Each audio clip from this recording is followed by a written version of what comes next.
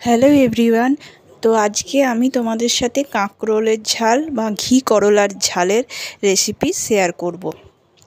তো এটার জন্য প্রথমে আমি কি করব, কাঁকরোলগুলোকে হালকা একটু খোসাটাকে একটু ঘষে আমি দু ফালি করে প্রেসারে সেদ্ধ করে নেব। যেহেতু এটা খুব শক্ত, ভাজতে অনেক টাইম লাগবে সেদ্ধ হতে, তো জন্য প্রেসারে আমি হালকা একটু সিটি নিয়ে নিয়েছি।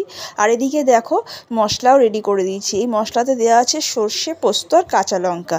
এটা তোমরা সর্ষে আর জিরে বাটাও দিতে পারো, কিন্তু আজকেরটা আমি সর্ষে পোস্ত দিয়ে করব। সর্ষে পোস্ত আর কাঁচা লঙ্কা দিয়ে বেটে নিয়েছি। তো চলো বানানো যাক। কড়াইয়ে আমি তেল দিয়ে দিলাম।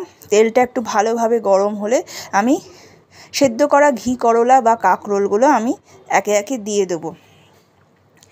তারপরে আমি তাতে সামান্য নুন আর সামান্য একটু হলুদ দিয়ে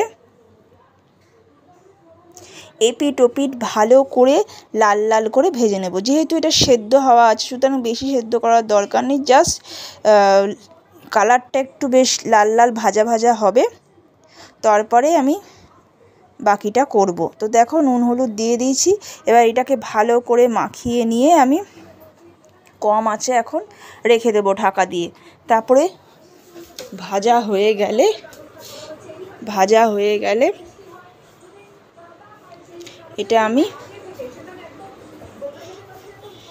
সর্ষে পোস্ত বাটাটা এর মধ্যে আমি এবার দিয়ে দেবো। তো দেখো কি সুন্দর ভাজা হয়ে গেছে, দেখতেই পাচ্ছ একদম এপিট ওপিট ভালোভাবে ভাজা হয়ে গেছে। তো এর মধ্যে আমি দিয়ে দিলাম বাটা সর্ষে পোস্ত, কাঁচা লঙ্কাও তোমরা চেরেও দিতে পারো, তাতেও ভালো লাগবে। আর সামান্য একটু চিনিও অ্যাড করে দেবো পরিমাণ মতো। তোমরা যেরকম কাঁকরোল দেবে সেই অনুযায়ী তোমরা নুন হলুদ চিনিটা অ্যাডজাস্ট করে দেবে, আমিও সেরকম দিলাম। তো দেখো কি সুন্দর দেখতে হয়েছে কালারটা। এবার এটাকে ভালোভাবে কি করবো, ভালোভাবে মাখিয়ে নেবো কাঁকরোলের গায়ে যাতে ভালোভাবে লেগে যায়।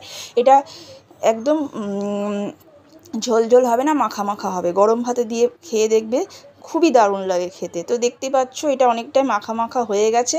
হ্যাঁ, তো এটা এবার একটু পরে অফ করে দেবো, কারণ বেশি শুকিয়ে গেলে তাহলে পরে রসটা আরও টেনে নেবে।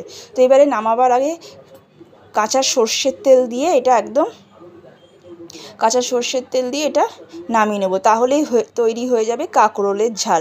তো আজকের রেসিপিটা তোমাদের কেমন লাগলো একটু কমেন্টে জানিও। আর ভালো লাগলে অবশ্যই একটা লাইক করো।